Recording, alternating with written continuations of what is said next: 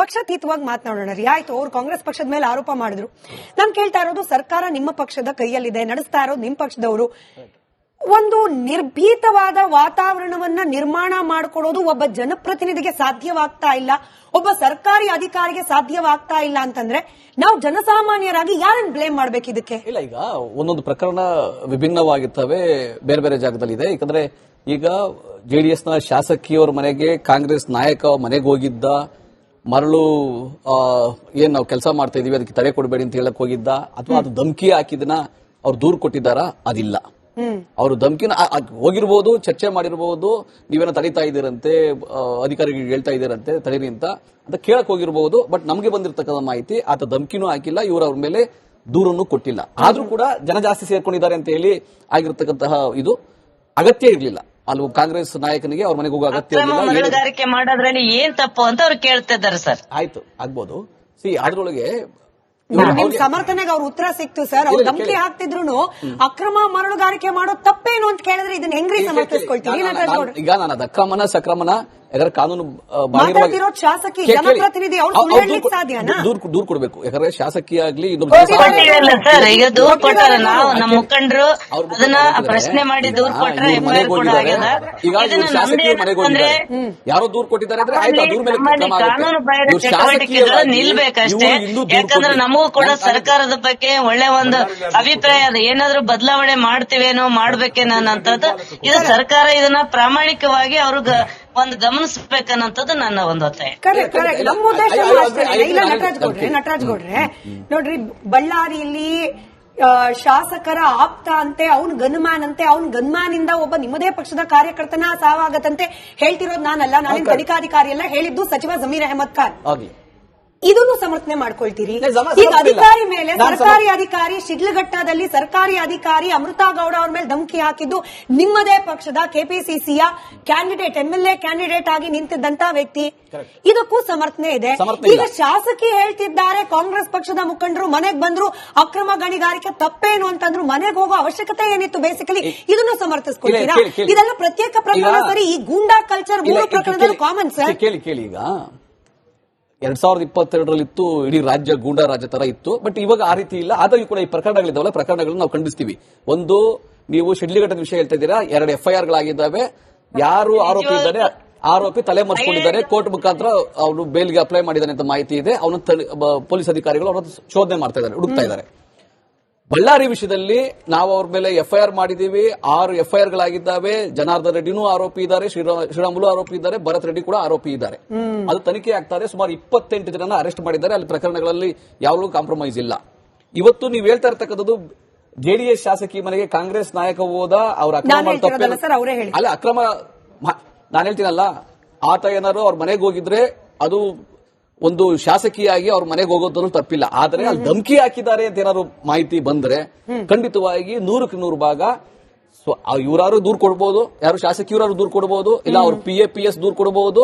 ಅವ್ರ ಮೇಲೆ ಕ್ರಮ ತಗೊಳ್ಳಿ, ಕಾನೂನು ಕ್ರಮ ತಗೊಳ್ಳಿ. ಯೂಶಲಿ ಕಾಂಗ್ರೆಸ್ ಆದ ನಂತರದಲ್ಲಿ ಬಿಜೆಪಿ ವಕ್ತಾರರ ರಿಯಾಕ್ಷನ್ ತಗೊಳ್ತಿದೆ. ಬಟ್ ಒಬ್ಬ ಮಹಿಳಾ ಪ್ರತಿನಿಧಿಯಾಗಿ ಬಂದಿದ್ದಾರೆ ಅಂತ ಹೇಳಿ ಆಮ್ ಆದ್ಮಿ ಪಕ್ಷದ ವಕ್ತಾರರಾದ ಉಷಾ ಮೋಹನ್ ಅವ್ರನ್ನ ಪ್ರಶ್ನೆ ಕೇಳ್ತೀನಿ. ಮೇಡಮ್, ಇಲ್ಲಿ ಅಧಿಕಾರ ವರ್ಗಕ್ಕೆ ಬಂದ ಮೇಲೆ, ಜನಸೇವೆಗೆ ಅಂತ ಬಂದ ಮೇಲೆ ಪುರುಷ ಮಹಿಳೆ ಅಂತ ಹೇಳಿ ಭೇದ ಭಾವ ಮಾಡಬಾರದು. ಬಟ್ ಸ್ಟಿಲ್ ನಾನಿಲ್ಲಿ ಬಯಾಸ್ ಆಗಿ ಪ್ರಶ್ನೆ ಕೇಳ್ತಾ ಇದ್ದೀನಿ.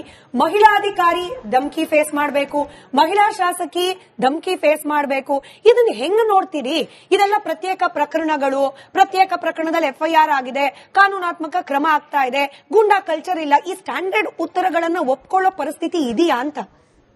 ಮೊದಲನೇದಾಗಿ ಒಂದು ಮಹಿಳೆಯಾಗಿ ಇವತ್ತು ನಾನು ಮಾತಾಡ್ಲಿಕ್ಕೆ ಇಷ್ಟಪಡ್ತೀನಿ. ಆಸ್ ಅ ಪಾರ್ಟಿ ರೆಪ್ರೆಸೆಂಟೇಟಿವ್ ಕೂಡ ಬಹಳ ಅದ್ಭುತವಾಗಿ ನಟರಾಜ್ ಗೌಡರು ಹೇಳಿದ್ರು, ಒಂದು ಮಹಿಳೆಯರದು ಒಂದು ಕ್ರೈಮ್ ರೇಟ್ ಅವೆಲ್ಲ ಕಡಿಮೆ ಆಗಿದೆ. ನಾನು ಒಂದು ಡೇಟಾ ಸಮೇತ ಹೇಳ್ತೀನಿ. NCRB ಪ್ರಕಾರ 2021ರಿಂದ 2023 2 ವರ್ಷಗಳ ಕಾಲ 40% ವಿಮೆನ್ ಕ್ರೈಮ್ಗಳು ಹೆಚ್ಚಾಗಿದ್ದಾವೆ. ಇದಕ್ಕೇನು ಉತ್ತರ ಕೊಡ್ತೀರಾ ಸರ್? ಮೊದಲನೇದು, ಅದರಲ್ಲಿ ಸರ್ ನಿಮ್ಮದೇ ಇರೋದು, ನಾನು ಹೇಳ್ತಿದ್ದೀನಲ್ಲ 23, 24 ಇದೆ. ಅದಕ್ಕೂ ನೆಕ್ಸ್ಟ್ ಅದಾದ್ಮೇಲೆ ನಾನು ಹೇಳ್ತಿರೋದು 40% ಹೆಚ್ಚಾಗಿದೆ ಅಂತ.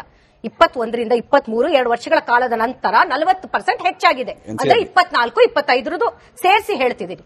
ಅದಾದ ನಂತರ ಇಲ್ಲಿ ಯಾವುದೇ ಶಾಸಕಿ ಅವರಿಗೆ ಮೊದಲ ಆದ್ಯತೆಗಳು ಖಂಡಿತ ಇರ್ತದೆ. ಅದರಲ್ಲೂ ವಿಮೆನ್ ರೆಪ್ರೆಸೆಂಟೇಟಿವ್ ನಾವು 33%ಗೆ ಇವತ್ತು ಹೋರಾಟವನ್ನ ನಾವು ನ್ಯಾಷನಲ್ ಲೆವೆಲ್ ಅಲ್ಲಿ ಮಾಡಿ ತಗೊಂಡಿರುವಂತದ್ದು. ಆದ್ರೆ ನೀವು ಕೊಡ್ತಿರುವಂತಹ ಮರ್ಯಾದೆ ಇವತ್ತು ಎಂತ ಸ್ಥಿತಿಗೆ ಬಂದಿದೆ ಅಂತ ನಾವೇನ್ ಕೇಳಿ ಪಡ್ಕೋಬೇಕಾ? ಒಂದು ಅಕ್ರಮವಾಗಿ ನಡೀತಿರುವಂತದ್ದನ್ನ ಪ್ರಶ್ನೆ ಮಾಡೋದಕ್ಕೆ ಇವತ್ತು ನೀವು ಅವರಿಗೆ ಒಂದು ವರ್ಬಲ್ ಅಬ್ಯೂಸ್ ಮಾಡಿದ್ರೆ, ಇದ್ರ ಹಿಂದೆ ಅಮೃತ ಗೌಡ ಅವರಿಗೂ ಇದೇ ತರ ಆಗಿತ್ತು. ಆಗ ಮೊಟ್ಟ ಮೊದಲಿಗೆ ನಾನೇ ಹೋಗಿ ಕಂಪ್ಲೇಂಟ್ ಫೈಲ್ ಮಾಡಿದೆ ಮಹಿಳಾ ಆಯೋಗಕ್ಕೆ. ಅಂದ್ರೆ ನಾವ್ ಹೇಳೋದು ಇಲ್ಲಿ ಪಕ್ಷ ಅಲ್ಲ, ಹೆಣ್ಣು ಮಕ್ಕಳು ಅವರು ಬಂದಿರೋದು ನಾವು ಮನೆಯನ್ನ ನಡೆಸೋರು, ದೇಶವನ್ನ ನಡೆಸ್ತೀವಿ, ರಾಜ್ಯವನ್ನ ನಡೆಸ್ತೀವಿ, ನಮ್ಮ ಕುಟುಂಬಗಳನ್ನ ನಡೆಸ್ತೀವಿ ಅಂತ ನಾವು ತೋರ್ಸೋದಕ್ಕೆ ಮುಂದೆ ಬಂದಿದೀವಿ. ಆದ್ರೆ ಇವತ್ತು ಈ ರೀತಿಯ ಒಂದು ದಬ್ಬಾಳಿಕೆ, ಒಂದು ಅಬ್ಯೂಸಿಂಗ್, ವರ್ಬಲ್ ಅಬ್ಯೂಸಿಂಗ್, ಇದೆಲ್ಲ ಯಾವ ರೀತಿ ಸಹಿಸಬೇಕು? ಇನ್ನು ನಾವು ಯಾವ ಕಾಲದಲ್ಲಿ ಇದೀವಿ?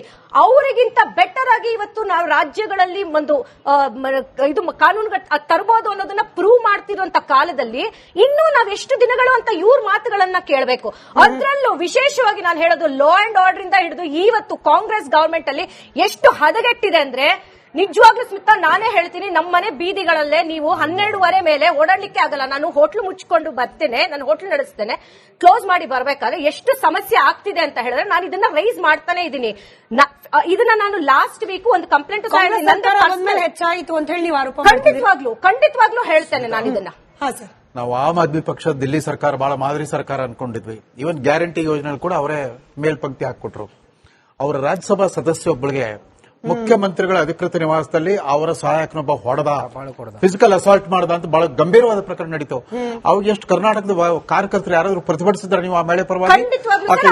ರಾಜ್ಯಸಭಾ ಸದಸ್ಯ ಸಾಮಾನ್ಯ ಕಾರ್ಯಕರ್ತೆ ಅಲ್ಲ. ನಾನು ದೆಹಲಿಯಲ್ಲೇ ಇದ್ವಿ, ಯಾರೇ ಮಾಡ್ಲಿರ್ಲಿ ನಮ್ಮ ನ್ಯಾಷನಲ್ ಕನ್ವೀನರ್ ಒಂದು ಸ್ಟೇಟ್ಮೆಂಟ್ ಅನ್ನ ಪಾಸ್ ಮಾಡ್ತಾರೆ, ಖಂಡಿತವಾಗ್ಲೂ ಇದನ್ನ ಲಾ ಅಂಡ್ ಆರ್ಡರ್ ತಗೊಳ್ಳಿ ಅಂತ ಇಮಿಡಿಯೇಟ್ ಆಗಿ ಅವ್ರು ಅದನ್ನ ಹೇಳಿ ಸ್ಟೇಟ್ಮೆಂಟ್ ಕೊಟ್ಟು ನಾವು ಅಲ್ಲೇ ಇದ್ವಿ.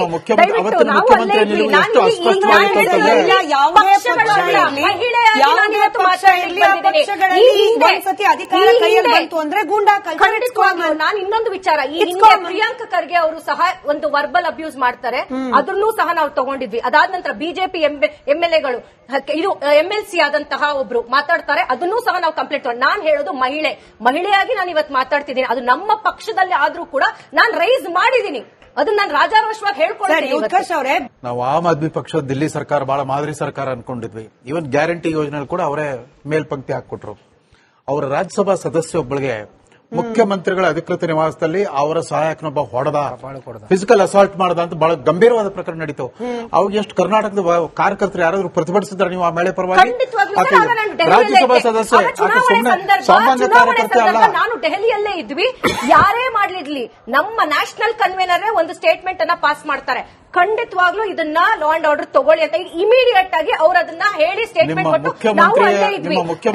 ನಾವು ಅಲ್ಲೇ ಇದ್ವಿ.